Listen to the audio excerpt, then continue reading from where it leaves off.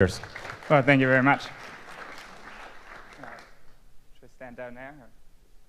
Well, yeah, thank you very much. Thanks for having me. So I am going to talk about RSA accumulators and a little bit about the applications to Mimblewimble and cryptocurrencies in general. So this works. Nice. So one of the things that Mimblewimble does to grossly oversimplify is that the state is self-verifying. So what is the state of a cryptocurrency? Well, the state is basically what the consensus nodes agree on, so for example, the miners agree on, and what you need to verify incoming transactions. So whatever information you need to make sure that a transaction that I see is correct. So in Bitcoin, for example, this is the UTXOS set, or in Ethereum or these account-based currencies, it's the state of all of the accounts. And one of the special properties of Mimblewimble is that I can download the state, and I don't need that much more information. I need a couple signatures on the blocks, and I can be assured that that the state was derived through correct state transitions, so that there were no double spends or any things of that sort. And that is very different from Bitcoin or from Ethereum, where there's all these state transition rules, and you really have to, when you sync your blockchain, you have to go through every single transaction and make sure that all of these transactions are correct and were according to the rules of the system. So the problem, though, is that the state in Mimblewimble is still very small because it's a very young currency. But you can actually see that the state in these cryptocurrencies keeps growing and growing. And if you think about it, if you want these cryptocurrencies to be, say, the payment system for the whole world, if the state keeps growing and growing, and we sort of have this requirement that every fully validating node, every miner, for example, needs to, or every node that wants to participate in the system, needs to store the entire state, that seems to run into bottlenecks. And we are actually, in Bitcoin, we're now at, whenever I did this chart, we were at 60 million UTXOS sets, and this keeps growing and growing, and this can really become a problem. And in Mimblewimble, this might actually be an additional problem because the state now, it is self-verifying, but there's one downside. There's the state actually grows with the number of transactions, because every transaction has a kernel. And these kernels need to be kept around, so the state does actually grow with the number of transactions, and not just with the number of things that are currently unspent, so the number of coins. So the question is, what if I am a node and I want to verify the system, but I just have a USB stick? I don't have this entire state. I don't want to store it, and I maybe just have the head of the blockchain, this state commitment.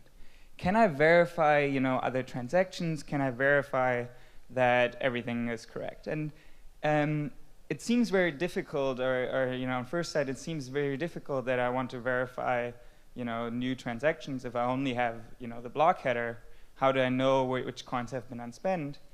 But what is even more problematic is, so for example, this transaction D comes in, and all the other nodes reject it. And how is this poor miner going to know whether the transaction was valid or not? So they can't really participate in the consensus rules, but maybe that's not too bad, because maybe you have some nodes that you can trust, right? That's what a lot of SPV clients actually do these days, is they have some nodes that trust, and it works somewhat well. You can build some reputation systems. You can have some sort of trust relationships where you trust other nodes and download the state from them.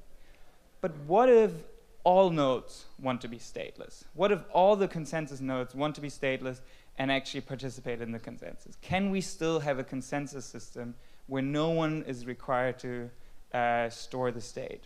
And sort of metaphorically speaking, can we have a separation of the consensus and state? So how can they check the validity of the update? And the idea is that we do this separation, and we do it in the following way, that we have these state nodes, or there's people storing the state. Maybe every individual node is storing just, so by state I mean very concretely, I mean, the coins, the coins that I care about, the UTXOs, which are just like coins. So what if every node just stores their own coins and maybe a proof that these coins are correct, and then every time I want to spend a coin, I want to update the state, I will provide a proof. I will provide a proof that my coin has been spent. And then the consensus has a commitment to the state, a commitment to the unspent coins, and then just checks and validates this proof and allows the transaction if the proof was correct. So we can shift the burden from the consensus to the state nodes and separate these two things. And maybe we can even then distribute the state among these state nodes. So there doesn't need to be one node storing the entire state, but every node can just store the part of the state, the part of the coins that they care about themselves. So what do these proofs look like? How are they generated? Here, this proof F came in, and I had a nice animation, but unfortunately, didn't get transferred. But this transaction F comes in with a proof, and then the miners see the proof is correct and validate the transaction. So what does this proof look like? How do we generate it? All of these questions are still open. So in Bitcoin, or Mimblewimble, we have these UTXOs. So just like cash, when I spend a $10 bill, I get some. I spent $3 of it, and I get, say $7 back and change. So all I need to track the whole state. All I need to track is which of these coins are unspent. Okay, which bills have not been spent yet. So the way to do this cryptographically is with this thing called an accumulator. So what is an accumulator? An accumulator is a commitment to a set of things, a set of coins, a set of UTXOs. And the commitment is short. So this H here, which is the commitment, is a very short thing, say 32 bytes. And then I can give you a proof that something is in the accumulator. So I can give you a proof, a single, again, a very short proof, that something is in the accumulator, and you will be convinced that this element was actually part of the set S, which was originally accumulated. So now all that the miners have to agree on is this commitment to the set S, instead of storing the set S themselves. So what do these accumulators look like? Well, one of the most common or most commonly known accumulators is a Merkle tree. So this is this hash-based tree. But it turns out that there's also other accumulators, like RSA accumulators, which are constant size, and so there's a single element. And the important thing is that they have a short membership witness, so that the inclusion proof or membership witness, I use these terms interchangeably, is a single element. So in a Merkle tree, the inclusion proof is kind of this path to the root. So it's a logarithmic number of elements. And in a Merkle tree, this is constant size. So that is very nice. So how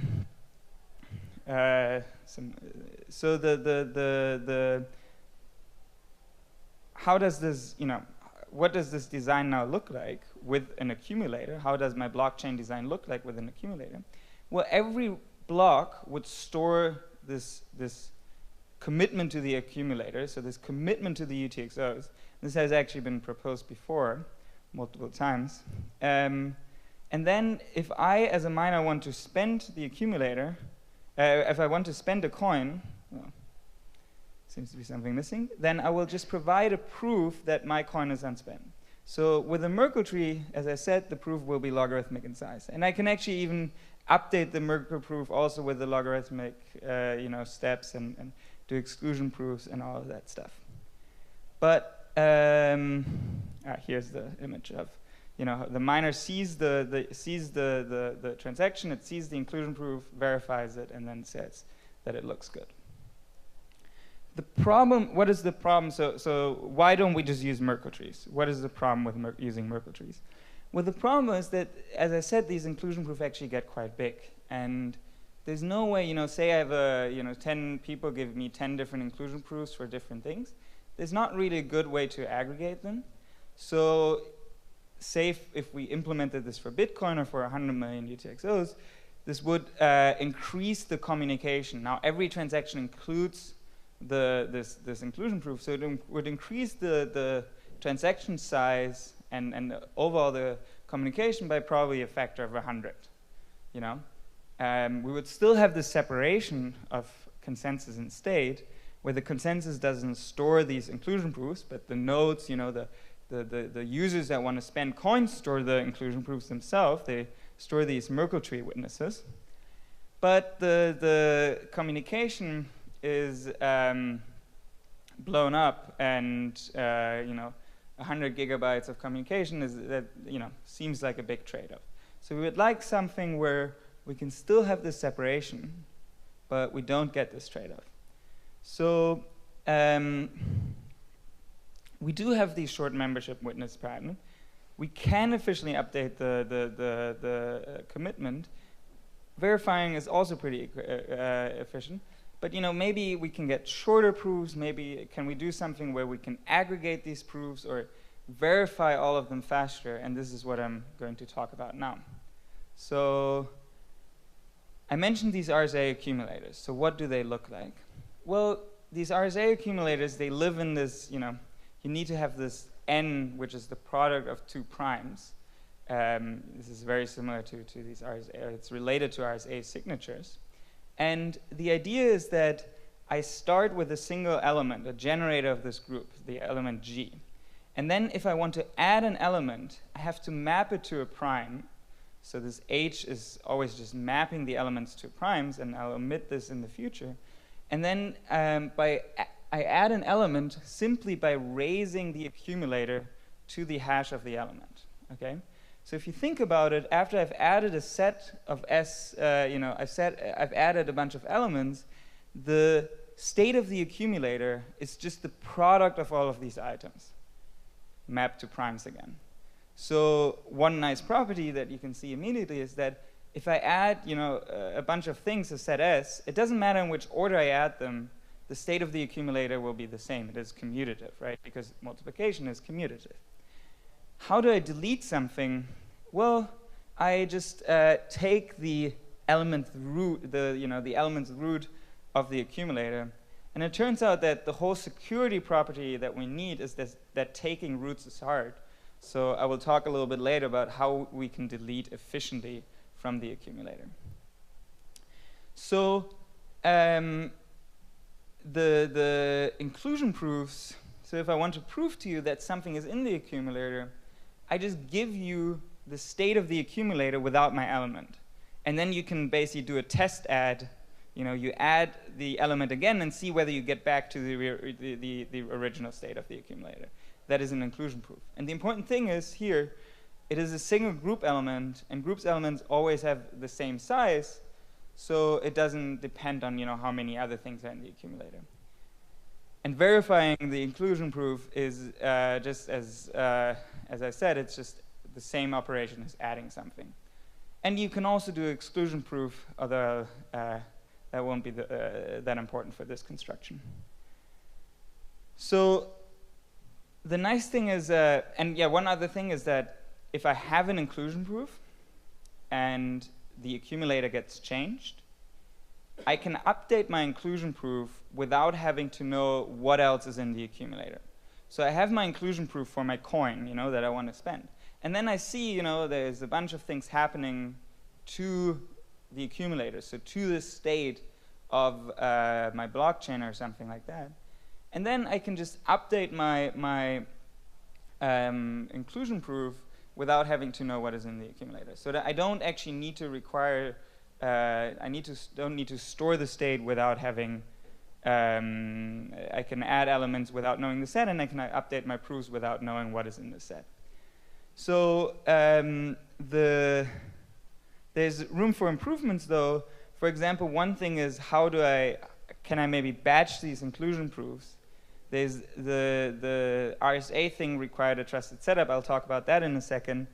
And one very important question is, how can I delete something from the accumulator without having the trapdoor, without having, you know, any sort of without having to store the entire state. So, and maybe how can I verify these operations much faster?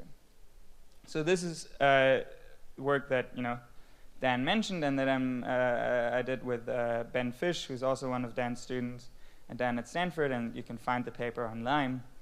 And we're talking about these batching techniques for accumulators, and they don't just have applications to blockchains, but they can also be used for these so-called zero-knowledge proofs called Starks, and in general seem to be a rather useful tool. So how do I aggregate these membership witnesses or these inclusion proofs? Or what do I even mean by that? So say I have an inclusion proof for X and an inclusion proof for Y.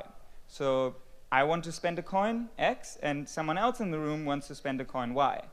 And the miner sees these inclusion proofs and would like to combine them to a single inclusion proof, even though they were created completely independently of another. So as I said, the property of this proof is that pi1 to the x is equal to a, and pi2 to the y is equal to b, is also equal to a. And luckily, there's this so-called Shamir's trick, which allows you to do exactly what we want. We can combine pi1 and pi2 in such a way that pi1, 2 to the x times y is equal to a. So now I have an inclusion proof for x times y. But if you think about it, an inclusion proof for x times y is equivalent to an inclusion proof for x and for y. So now I've combined this inclusion proof for two things into a single inclusion proof for the conjunction of the thing. So what does it mean? Well, it means that if I'm a miner and I see a bunch of transactions and each of them has an inclusion proof, then I can take all of these inclusion proofs. I can use this simple operation, which, very importantly, doesn't require me knowing what else is stored in the accumulator, right? I don't have to know what else is in the accumulator. I just take this non-interactive aggregation method and combine all of the inclusion proofs into a single inclusion proof that is valid for the whole block. Or you could even do this for multiple blocks at once. So all of the inclusion proofs in a transaction now become a single element. So say 3,000 bits, so very small, independent of the number of transactions.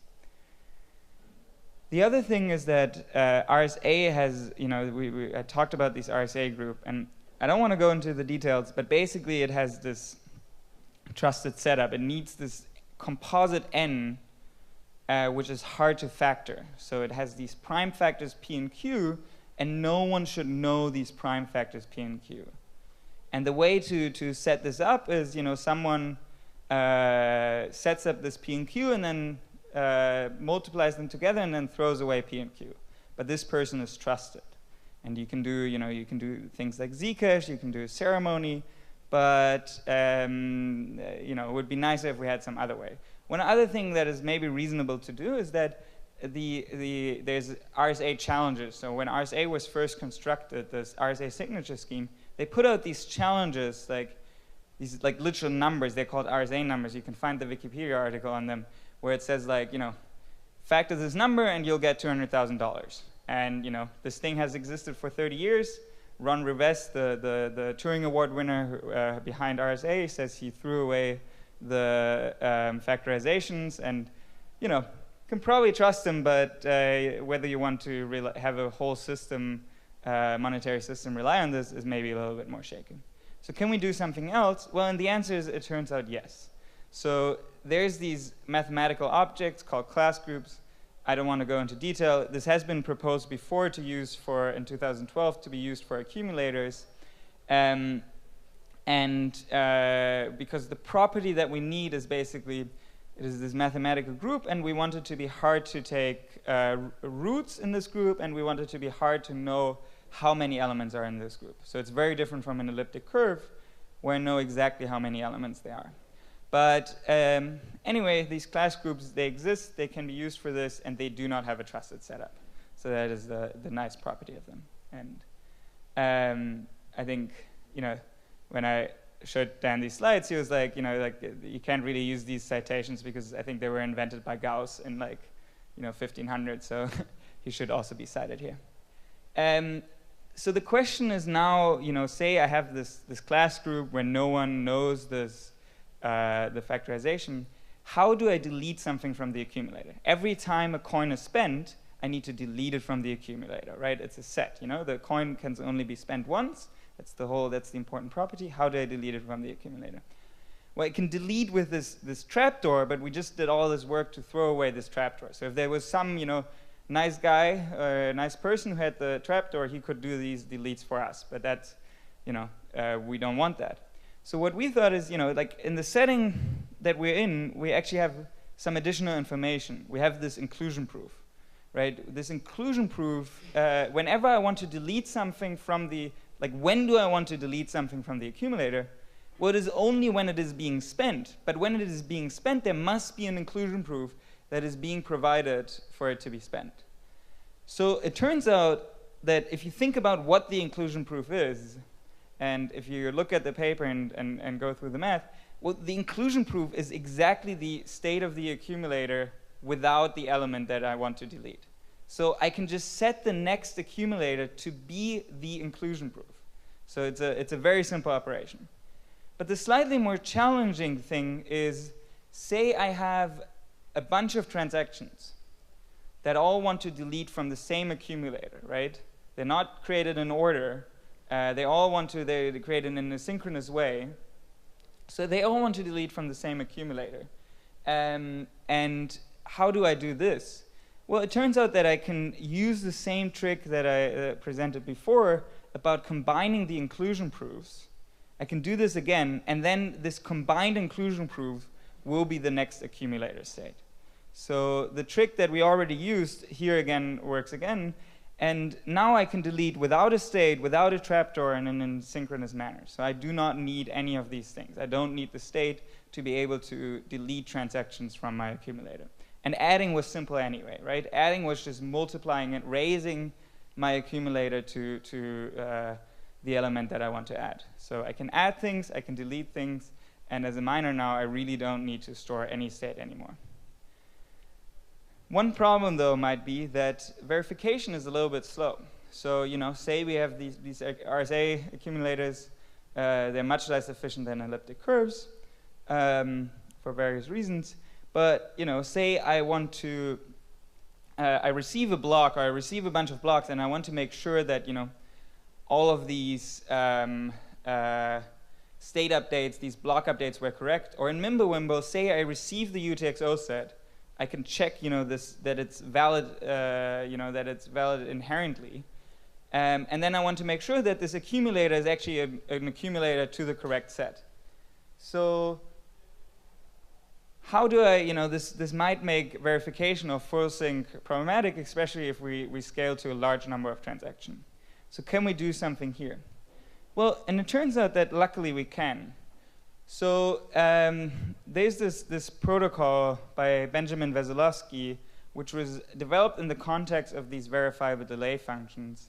These verifiable delay functions are basically a function that takes a long time to compute, but is efficient to verify.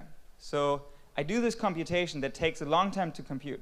And by that, I don't mean, the same as solving a block. It takes a long time to compute, no matter how much parallelism you have, because it's a sequential computation. And also, it's a function. So for every input, there's exactly one output. Benjamin Wesolowski came up with this really, really nice protocol for so the sequential computation that people use, or one of them that has been proposed, is just raising x to a gigantic power. So x to the 2 to the t. So you do this by computing x, x squared, x to the 4th, x to the 16th, and so on and so forth. Wait, or x to the 8th? No, x squared, x to the 8th. So you do this gigantic computation, which is sequential. You do this sequential squaring, repeated squaring. And it takes a very, very long time because it takes t steps. So he came up with this protocol, which is very efficient to verify, and it only takes log t steps to verify. And what we realized is that this protocol is very, very similar to what we need for fast verification. So if you think about, so this only works in these RSA groups, in these groups of unknown order. So if you think about like what was, if I want to verify that a bunch of things have been added correctly, what was that operation? Well, it was an exponentiation in this group. And the more things that I need to verify, the larger the exponentiation gets. So I also need to do these large exponentiations. And the protocol is slightly different because basically the exponent is not 2 to the t anymore. It's not a 1 and a bunch of zeros in binary, but it's some more complex numbers. It's the product of a bunch of primes. But it turns out that basically the same protocol still works again. And even though it is asymptotically, you know, there's asymptotically it's not necessarily faster. Practically verifying this protocol is about 5,000 times faster than doing the verification directly. So what do I mean by that? I have an x and a y and an alpha, and I want to, as a prover, I want to convince to you that x to the alpha is equal to y, right? That is this whole thing that I want to convince you. And of course, you can just do this directly. This is not about zero knowledge here or anything like that. You can just compute x to the alpha and check whether it's equal to y. But you're lazy and you don't want to do that, or you have a small CPU. So I can just run this protocol, this POE protocol, and then basically this will take you 5,000 times less work than doing the exponentiation yourself. So that is the big difference. And what does this now? What does fast block verification look like? Well, say now I have my old block, and then a bunch of transactions came in. You know, a bunch of coins were spent, and the new coins were created. So what do I need to do? Well, as a miner, I need to batch delete all of these transactions. You know, I can do that without having the state. I can aggregate all of these proofs. So I delete all of these. I delete all of the coins that were being spent. I add all of the new coins that were being created, and then I add these proofs of exponentiation. And what this means, if I'm now a slow computer, I'm just not just a computer that doesn't have a lot of state, right? Even the miner doesn't require a lot of like disk space, but he requires some a decent amount of computation power. But say I'm now also a computer that is very slow, but I just want to check that, you know, this block was updated correctly. Well, then I can just verify. I still need to verify the signatures. That stays all the same. But you know, maybe they can be BLS signatures and aggregated and whatever fancy things you want to do there. But for these batch deletes and these batch adds, I will have to do work that is 1/5,000th the times of work that was done to create this block. So it's much, much faster. And in Mimblewimble, it's actually even nicer because, say, the UTXOS set is self-verifying, right? You know, the state is self-verifying. I can download just the state. I don't need to know the whole history. I can just download the state. And then say I have this accumulator, and I want to make sure that this accumulator is actually an accumulator of all of my UTXOS sets. And that would require a lot of work. But if I have a nice prover who provides this work for me, then I can just verify this proof of exponentiation very, very efficiently. You know, it will be almost negligible compared to the other operations. And then you know, I need to verify the range proofs and the signatures, so all of that stays the same. But basically, the accumulator adds hardly any extra cost because this proof of exponentiation is so fast. So how fast is it? Well, take these numbers with a huge grain of salt. So if I look at what a Merkle tree would be, you know, Merkle trees are, you know, if I use Blake or SHA-256, you know, hashing is pretty fast partially because you know, hardware is very good at doing it and it's optimized for hardware operations. So with Merkle trees, I can verify about 100,000 transactions per second. I can do about 100,000 adds per second. With adding things is about 600 transactions per second. And for verification, it turns out that the most expensive thing now actually become these primality checks. So for every element, I needed to map them to a prime, and I need to do like one primality check. And it turns out that that might actually be the largest thing. And again, like these order numbers may well be off by a factor of 10, but like just on my computer, it was like 20,000 transactions per second that I could do, that I could verify, which is still pretty fast. And for class groups, we're still missing benchmarks, but the verification will not really change in class groups. Only the add number would change. So what are the takeaway points? Well, with this kind of design that, again, this has been proposed before with UTXO sets, but we can really shift work from miners to users, and the users can do some sort of load balancing, right? Not every user has to store their own state. Some users can store their state, and other users, I can have a service provider who stores my state for me, or this is all of these things. And the nice thing is that the service provider who stores my state and these proofs for me is not trusted for correctness. It's only trusted for availability. So I can say I have 100 or 10 service providers, and as long as one of them stays online, I'll be fine. And in general, this design of separating the consensus from the state allows me to distribute the storage and load balance. You can think of it as load balancing the blockchain. So yeah, thank you very much. Woo! Yeah. Awesome. How about one question? One question? Anyone? John.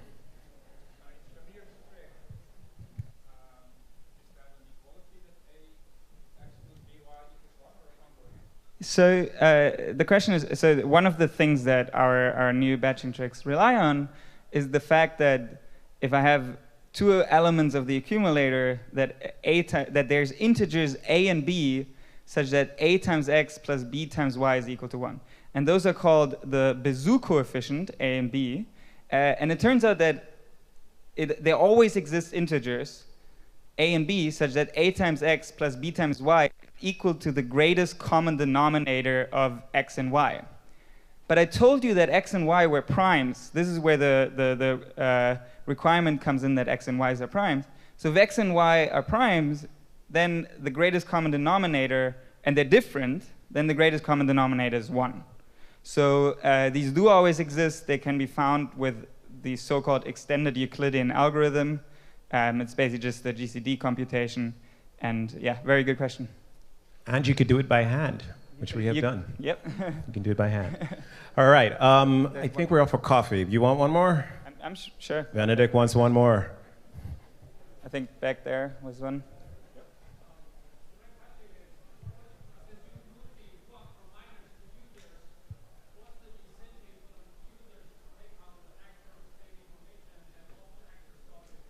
Okay. So the question, if the work is shifted from the miners to users, what is the incentive for the users to store the state and update these proofs? Well, the incentives are very simple. If I have money, then I want to be able to spend the money. And without these proofs and without keeping my information about the money that I have, I won't be able to spend the money. So the interesting thing is that the users are actually very self-incentivized to keep around this information, versus the miners, for them it's a burden. Right? The validators, for them it's a burden, or for full nodes. And especially if I want to be a full node, we always talk about miners because those are really the only ones that are running like full nodes these days. But that's a terrible state, right? It would be nice if everybody could be running a full node. But the problem is running a full node these days requires me storing all this information, all this dust, and all this, these coins that I don't care about, that are your information. And with this design, I do not, it doesn't matter how much dust there is. It doesn't matter, how much other information there is. It doesn't cost me anything to store it. So the answer is they're self-incentivized. There's natural incentives. Oh.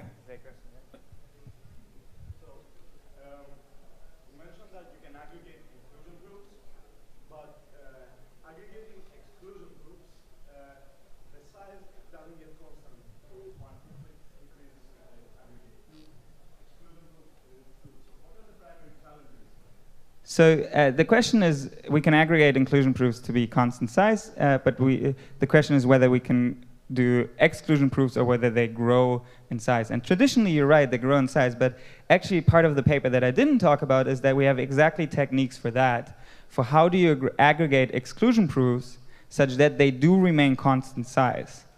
And what we do with that, so we have exactly this question we have in the paper, and we have a solution for it. Please look in the paper. And it uses a variant of this proof of exponentiation, basically. So what do we do with that? Well, it turns out that this is very useful for building something called a vector commitment. So an accumulator is a set, a commitment to a set, and a vector commitment is a commitment to a vector where I can prove to you that at index I, there's some information, right? So, or account XYZ has some information. So we also have a new construction for a vector commitment where I can prove to you that some index has some information or some, yeah. So thanks, yeah. All right, I gotta go for coffee. These people are dying. Come on. All right, thanks. Give it up for Benedikt, please. He's here. Come say hi. Talk to the guy. Get his paper. He's awesome. And we are on coffee break. And we got to come back for John. John Trumps after the coffee break, 2:45.